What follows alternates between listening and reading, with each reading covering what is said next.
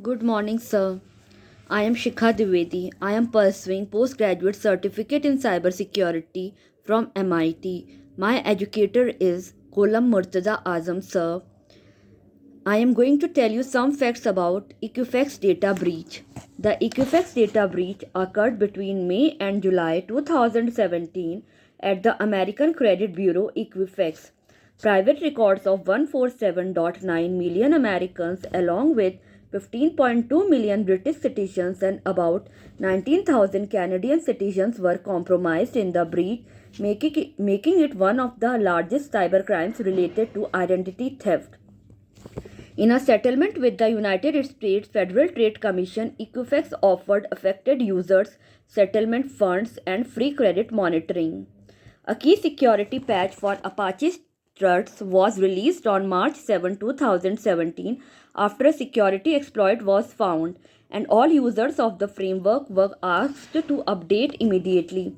Security experts found an unknown hacking group trying to find a website that had failed to update struts as early as March 2017 as to find a system to exploit. The breach at Equifax started on May 12, 2017 when Equifax had yet to update its credit dispute website with the new version of struts. The company was initially hacked through a consumer complaint web portal, with the attackers using a widely known vulnerability CVE 2017-5638 that should have been patched but due to failure in Equifax internal processes was not.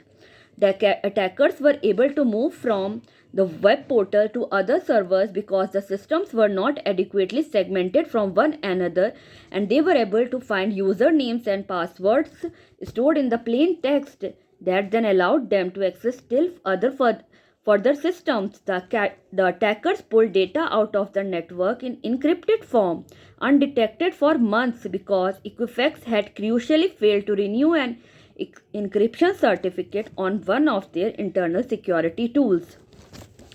Equifax was breached by Chinese state-sponsored hackers whose purpose was espionage, not theft. The leaked data included names, birth dates, addresses, social security numbers, driver license number, credit card information.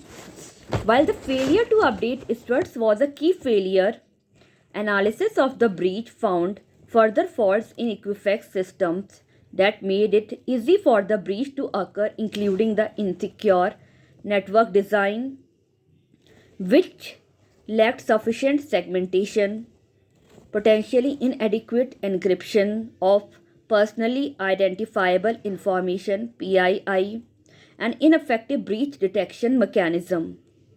On September 15, Equifax released a statement announcing immediate departure and replacement of its Chief Information Officer and Chief Security Officer.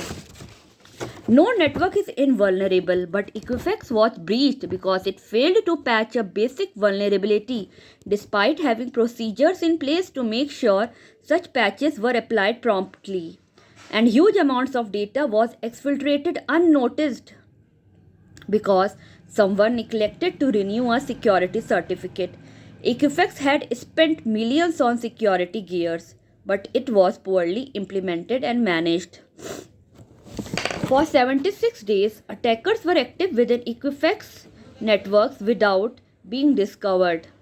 $1.54 billion amount Equifax has spent on upgrading its security in the wake of the incident.